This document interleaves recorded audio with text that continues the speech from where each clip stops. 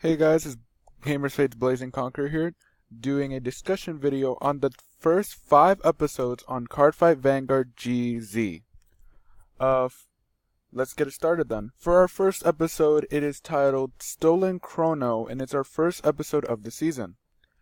As the fierce fights of the Under 20 Championship conclude, Chrono Shindo returns to his daily life.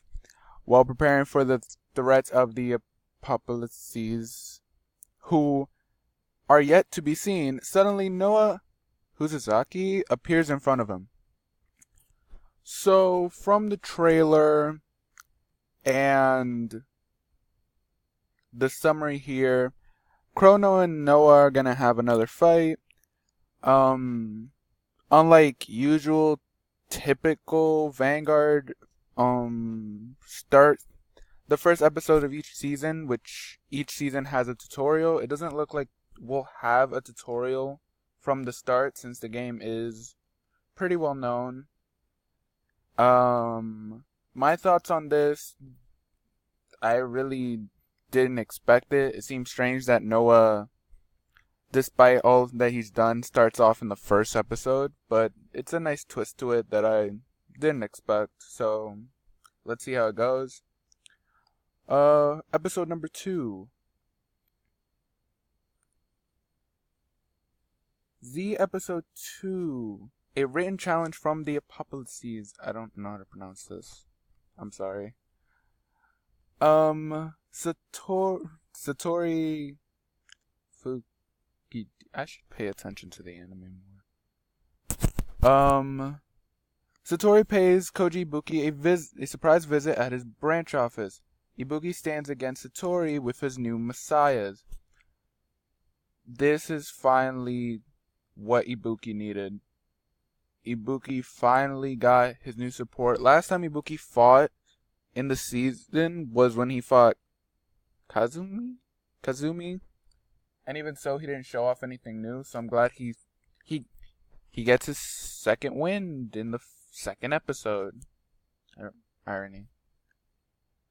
New Messiah, if none of you know, is alter ego Neon Messiah.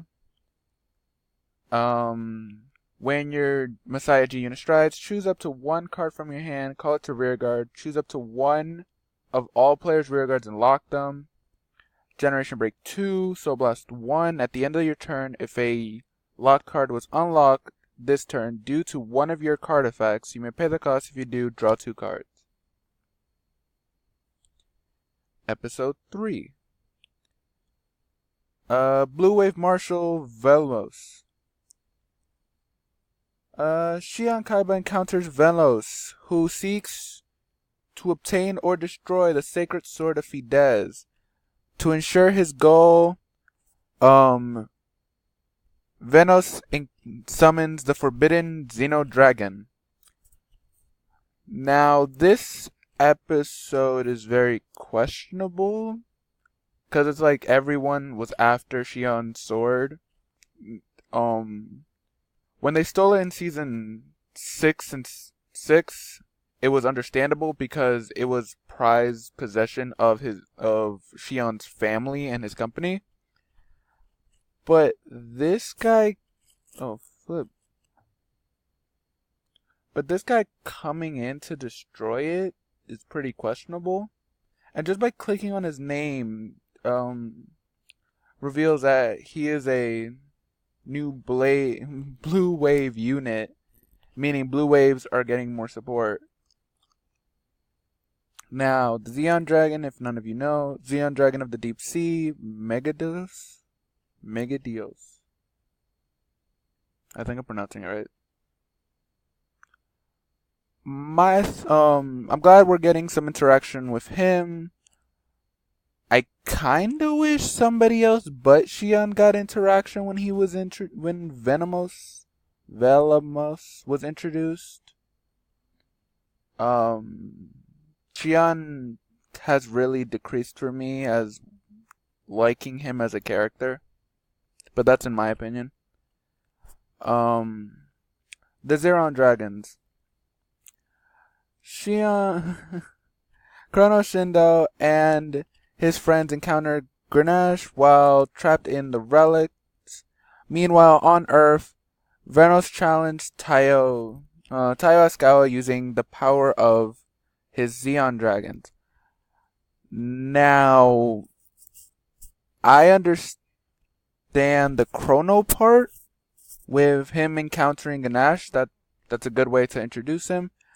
But I don't understand yet Venomos's motives just to going around attacking people. First it was Shion, now it's Taio. I feel like it was the writers just needed to bring in some of these people in, and they needed to use some people to show off how powerful Vermos may be. As for Grenache, this was a complete twist to me when I found out that he was actually a Dark Irregular unit. He looks like a pretty strange and powerful Dark Irregular unit, but most overpowered and thingy Dark Irregular units look this way. I was also not expecting the evil bishop god to be a Dark Irregular. I was expecting more Nubatama, but it's nice to see that there's a nice twist to it. And as for the relics, it's also known as the land of the ends of the planet. It's where Shiranui got his evil eye and all other stuff, apparently. And for episode number 5, the dragon with the burning revenge. Kazumi Shinjo and Kazumi Onimaru try to figure out a way to bring Chrono, Shindo, and his friends back to Earth. Satori... I keep getting stumped at his name. Fukidika... I'm not trying.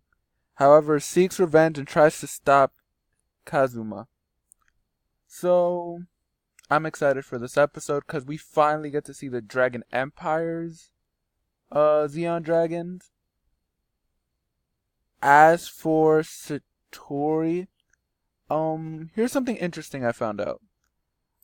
I actually like Satori more as a character, actually the human form himself, and despise more his diff writer.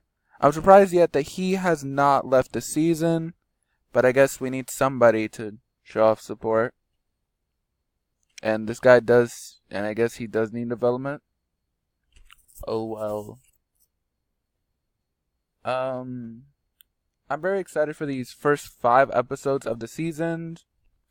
I feel like it starts off a bit fresh, helps bring in two of the new characters, and I'm also very excited to find out how they get trapped. For episode 4, how they get trapped in the relics. But even so, it's whatever, I guess. Right, and I also wanted to do a reaction to the trailer.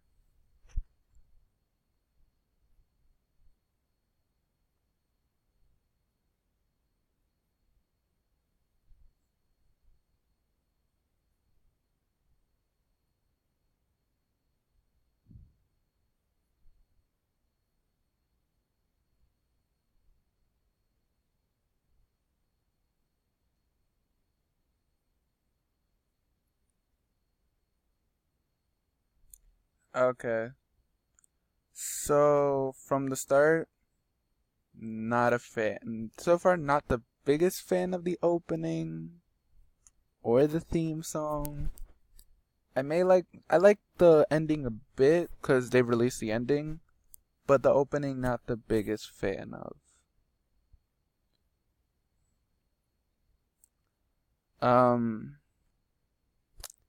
New Chaos Breaker Stride should have been expected since Noah is still defrauded with Chaos Breaker.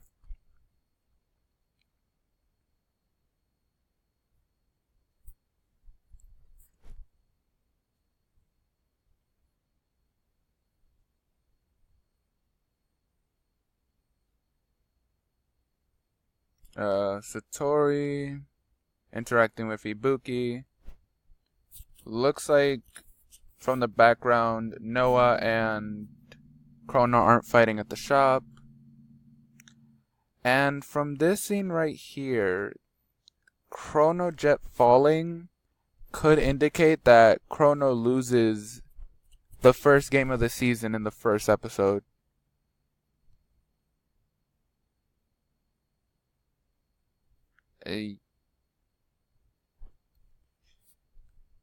So from all that, I'm excited for the season. I wonder how the season's gonna play out, what could happen in the season. I'm also excited to see what Aichi can do in the season, and I'm also very excited for the final boss. Um,